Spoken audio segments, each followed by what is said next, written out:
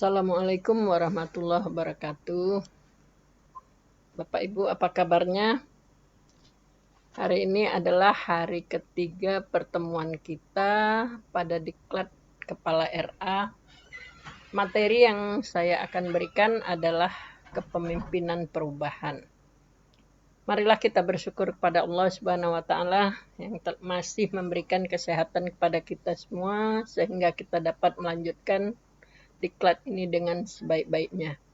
Selawat dan salam juga kita sampaikan keharibaan Nabi besar Muhammad Sallallahu Alaihi Wasallam. Mudah-mudahan kita akan tetap mendapat syafaatnya di yaumil akhir nantinya. Bapak Ibu, materi kita kepemimpinan perubahan, ya, diklat penguatan kepala sekolah maupun kepala madrasah. Pada saat nantinya, ya, saya akan menjelaskan tentang pengantar, ya, hasil pembelajaran yang diharapkan, kemudian tagihan, kemudian ruang lingkup materi, langkah-langkah pembelajaran. Materi kepemimpinan perubahan ini terintegrasi dengan kepemimpinan pembelajaran agar kepala sekolah itu mampu mengubah sekolah sebagai satuan pendidikan menjadi lebih baik dari waktu ke waktu. Jadi Bapak Ibu, tujuan daripada materi ini adalah, ya, bila pemimpin, ya, kepala sekolah sebagai pemimpin mampu merubah keadaan sekolah dari waktu ke waktu. Jadi tujuan pembelajaran, ya, setelah Bapak Ibu menyelesaikan pembelajaran ini, mampu menjelaskan konsep kepemimpinan perubahan di sekolah, karakteristik kepemimpinan perubahan di sekolah, konsep kepemimpinan pembelajaran di sekolah, karakteristik kepemimpinan pembelajaran di sekolah, dan yang terakhir adalah implementasi kepemimpinan perubahan di sekolah. Hasil yang diharapkan, ya, adalah sama seperti yang tujuan yang Bapak Ibu ingin capai. Tagihan nantinya Bapak Ibu bisa menjelaskan tentang lembar kerja pertama, hasil kajian kelompok studi kasus, sekolah ramah anak. Yang kedua lembar kerja adalah hasil kajian mandiri video pemimpin-pemimpin. Nanti akan saya berikan juga ada 2 video. Ya, nanti Bapak Ibu boleh buka videonya. Lembar ketiga hasil kajian kelompok studi kasus, kepemimpinan pembelajaran. Kemudian lembar kerja keempat adalah hasil kerja mandiri menyusun rencana tindak kepemimpinan perubahan di sekolah. Jadi Bapak Ibu nanti dari LK 4 ini, nanti saya akan berikan 1 LK saja sebagai tugas Bapak Ibu. Ruang lingkup yang akan kita pelajari adalah kepala sekolah sebagai agen perubahan, kepala sekolah sebagai pemimpin pembelajaran, dan implementasinya menjadi kepemimpinan perubahan. Yang pertama, kepala sekolah sebagai agen perubahan. Apa yang terjadi, apa yang menjadi penyebab munculnya kebijakan zonasi dan penguatan pendidikan karakter? Ya Bapak Ibu, sekarang ini kan kita lihat, ya, di sekolah-sekolah ketika siswa masuk ke sekolah ingin mendaftar ke suatu sekolah, nampak sudah penerimaan berdasarkan zonasi. Artinya, ya, siswa yang ingin mendaftar ke sekolah Bapak Ibu, ya, tetap berada di zona daerah sekolah Bapak Ibu sendiri. Ya, jadi siswa-siswa itu, ya, siswa yang berada di lingkungan sekolah itu. Jadi tidak ada batasan bagi siswa yang mampu, bagi siswa yang tidak mampu untuk memasuki sekolah-sekolah tertentu. Jadi bagi masyarakat di situ tetap punya kesempatan untuk mendaftar di suatu sekolah di lingkungan tempat tinggalnya. Mengapa diperlukan kebijakan zonasi dan penguatan pendidikan karakter? Ya, tadi sudah saya jelaskan, ya. Penguatan pendidikan karakter di sini kita melihat selama ini bagaimana siswa itu, ya, karakter siswa yang selama ini jauh-jauh, ya, kita lihat jauh-jauh yang seperti yang kita harapkan. Oleh karena itu, ya, pemerintah mengharapkan, ya, siswa itu memiliki karakter yang baik. Ya, maka ketika kita mengajar, guru mengajar, ya, dengan kurikulum 2013, ya, itu ada 4 kompetensi, ya. Kompetensi yang pertama adalah KI 1, ya. KI 1 itu mengharapkan, ya, siswa dekat dia dengan ciptaannya. Artinya siswa dekat dengan Allah, ya. Yang KI 2, ya, dia bisa bersosialisasi dengan, ya, masyarakat sekitar, dengan guru, dengan temannya, dengan keluarganya. Jadi ada kompetensi yang kedua, kompetensi inti yang kedua adalah sikap sosial. Kalau yang pertama sikap spiritual, yang kedua adalah sikap sosial, yang ketiga siswa memiliki pengetahuan, yang keempat dengan belajar siswa memiliki keterampilan. Jadi keempat-empatnya kita harapkan seorang siswa itu mampu, ya, mampu mengubah dirinya dengan apa yang diajarkan oleh gurunya. Kemudian apa yang dimaksud dengan kepemimpinan perubahan? Ya, kita lihat, ya, apa itu kepemimpinan perubahan. Kepemimpinan perubahan dalam organisasi, ya, kepemimpinan perubahan secara umum dalam organisasi adalah tindakan beralihnya suatu organisasi dari kondisi yang berlaku kini menuju ke kondisi masa yang akan datang, menurut yang diinginkan guna meningkatkan efektivitasnya. Ya, jadi tindakan beralihnya suatu organisasi dari kondisi yang berlaku kini menuju kondisi masa yang akan datang. Jadi menuju kondisi yang masa yang akan datang itu artinya kondisi masa-masa sekarang ini, ya, di mana kalau dahulu kita hanya belajar di sekolah melakukan tatap muka, tapi sekarang ini dengan adanya COVID-19, ya, kita tidak bisa bertemu seperti pembelajaran saat ini, kita lalui melewati Zoom ataupun daring, ya. Jadi kondisi seperti inilah, ya, maka dikatakan pemimpin itu harus melakukan perubahan. Jadi pemimpin, siapa pemimpin itu? Pemimpin di sekolah adalah kepala sekolah.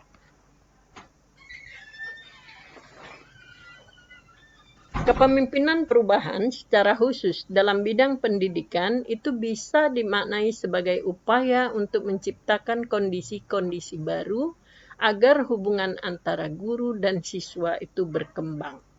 Jadi kalau guru, ya, cuma guru dan siswa itu bisa bertemu melalui tatap muka, tapi kalau sekarang ini tidak dengan tatap muka, guru dan siswa bisa bertemu, bisa melalui Zoom, bisa melalui WA, dan sebagainya.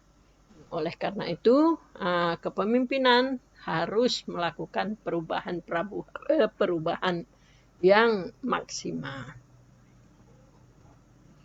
Kemudian ada di sini penugasan LK1, nanti Bapak Ibu baca, ya, nanti akan saya berikan satu tugas. Ya, kita lanjutkan.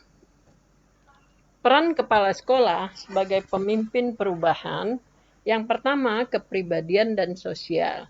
Artinya di sini kepala sekolah mempermanusiakan, ya, kepribadian dan sosial, membuat manusia. Artinya mempermanusiakan itu membuat manusia menjadi manusia.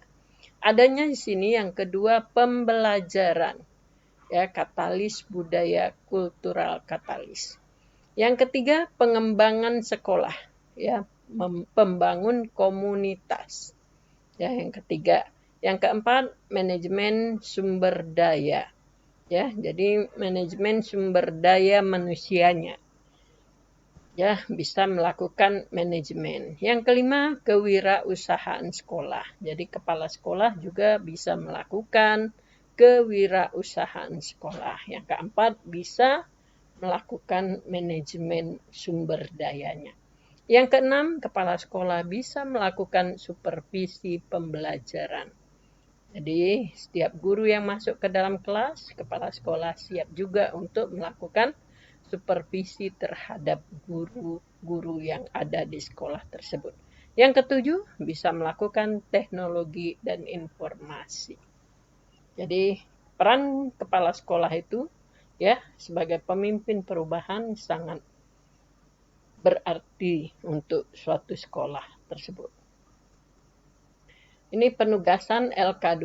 LK2 nanti Bapak Ibu baca. Ini cermati dari tayangan video. Nanti Bapak Ibu dapatkan video. Bapak Ibu bisa menyimak, mendengarkan, melihat bagaimana pemimpin-pemimpin itu. Ya, kita lanjutkan.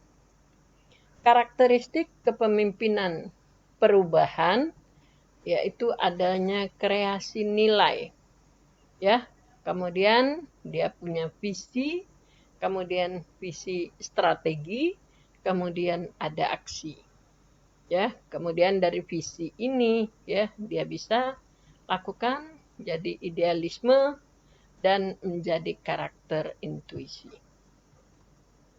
Pemimpin dan perubahan. Pemimpin perubahan yaitu pemimpin yang berhasil membawa perubahan pada unit organisasi yang dipimpinnya. Dalam mewujudkan perubahan, pemimpin itu mencari dimensi yang bermasalah, kemudian menyusun langkah untuk mengubahnya. Pemimpin menetapkan tujuan, kemudian memobilisasi stakeholder-nya untuk melaksanakan perubahan, karena mustahil perubahan itu dia bisa melaksanakan sendiri. Jadi dia bersama-sama dengan stakeholder untuk melakukan perubahan-perubahan di sekolahnya. Tujuan perubahan tadi itu tidak ambisius sehingga sulit diwujudkan, tapi tidak juga bersifat bisnis as usual sehingga tidak mampu membawa perubahan yang signifikan bagi organisasinya. Kemudian mengubah budaya sekolah. Nilai-nilai bentuk perilaku ya yang ada di sekolah itu kita bisa mengubahnya ya menjadi budaya sekolah, misalnya ya menjadi nasionalis, religius, ya korupsi, kolusi, nepotisme itu jangan ada lagi. Ya, kemudian memperkaya diri sendiri, kemudian musyawarah, gotong royong dan lain-lain. Itu nilai-nilai bentuk perilaku. Kemudian kebiasaan dan habitat, yaitu cara-cara hidup dan kebiasaan yang dibiasakan sesuai dengan kebutuhan dan kepentingan komunitas sekolah. Misalnya pada saat bertemu melakukan senyum sapa, salam, kemudian cuci tangan dan lain-lain. Kemudian kode hidup bersama. Kode hidup bersama di sini bisa dilihat dari solidaritas, kolaborasi, kepedulian, simpati, empati, misalnya kerja bakti, baju bekas pakai, ya, kemudian melakukan kunjungan ke panti asuhan dan sebagainya. Kegiatan pembelajaran kedua, kepala sekolah sebagai pemimpin pembelajaran. Amati tayangan video, nanti Bapak Ibu bisa melihat. Some I am. Lalu jawablah pertanyaan-pertanyaan berikut. Apa yang dimaksud dengan kepemimpinan pembelajaran? Bagaimana usaha-usaha yang dilakukan oleh kepala sekolah untuk mendukung pembelajaran di sekolah tersebut? Bagaimana jika itu diterapkan di sekolah-sekolah kita? Apa sih manfaatnya atau kelebihan yang kita dapatkan? Dan apa tantangan dan kesulitan yang mungkin terjadi? Bapak Ibu, ada Permendiknas nomor 35 tahun 2010 tentang petunjuk teknis jabatan fungsional guru dan angka kreditnya. Di sana dijelaskan kinerja kepala sekolah itu dinilai dalam kompetensi, kepribadian dan sosial, kepemimpinan pembelajaran, pengembangan sekolah dan madrasah, manajemen sumber daya, kemudian kewirausahaan sekolah ataupun madrasah. Yang keenam, melakukan supervisi pembelajaran. Arti kepemimpinan pembelajaran, ya, pendapat daripada Dares dan Pleiko tahun 1995 mendefinisikan kepemimpinan pembelajaran adalah upaya memimpin para guru agar mengajar lebih baik, yang pada gilirannya itu dapat memperbaiki prestasi belajar siswanya. Kemudian pendapat Brandt dan Davis 2010, di mana kepemimpinan pembelajaran itu adalah dimensi kepala sekolah sebagai pemimpin pembelajaran, yaitu menetapkan misi sekolah, mengelola program pembelajaran, dan promosikan iklim belajar yang positif. Kemudian pendapat dari Pushbang Tendik tahun 2013, kepemimpinan pembelajaran adalah kepemimpinan yang memfokuskan, menekankan pada pembelajaran yang unsur-unsurnya meliputi kurikulum, proses belajar mengajar, penilaian hasil belajar, penilaian serta pengembangan guru, layanan prima dalam pembelajaran, dan pembangunan komunitas belajar di sekolah. Karakteristik kepemimpinan pembelajaran itu yang pertama, mengembangkan misi dan tujuan, mengelola program pembelajaran, mendorong iklim pembelajaran akademis. Yang keempat, mengembangkan fungsi produksi pendidikan. Yang kelima, mengembangkan lingkungan kerja yang kondusif. Perbedaan tugas dan fungsi manajer dan pemimpin. Bapak Ibu bisa melihat di sini apa perbedaan tugas daripada kepala sekolah itu sebagai manajer dan apa pula kepala sekolah itu sebagai pemimpin. Ya, Bapak Ibu bisa membedakannya. Yang pertama, sebagai manajer fokus pada upaya mencapai tujuan sesuai dengan tugas pokok dan fungsi yang sudah ditetapkan. Sedangkan sebagai pemimpin fokus pada visi misi menciptakan perubahan menjadi lebih baik dan lebih maju. Kemudian sebagai manajer merencanakan rencana kerja secara detail untuk mencapai tujuan. Sedangkan sebagai pemimpin menentukan arah dan memikirkan strategi menuntaskan misi. Kemudian sebagai manajer, kepala sekolah bisa mengorganisasi dan mengatur staf agar berupaya bekerja sesuai dengan taat kerja yang ditentukan. Sebagai pemimpin, memberikan kebebasan kepada staf untuk melaksanakan pekerjaan dengan cara masing-masing asalkan tetap terarah pada penuntasan misi. Kemudian, kepala sekolah sebagai manajer melakukan pengawas atas pelaksanaan rencana kerja yang sudah ditetapkan. Sebagai pemimpin, memotivasi dan memberi inspirasi kepada staf untuk menuntaskan visi dan misi secara kreatif. Ya, itulah tadi perbedaan kepala sekolah sebagai manajer dan pemimpin. Kepala sekolah yang hebat adalah pemimpin dan manajer yang hebat sebaliknya.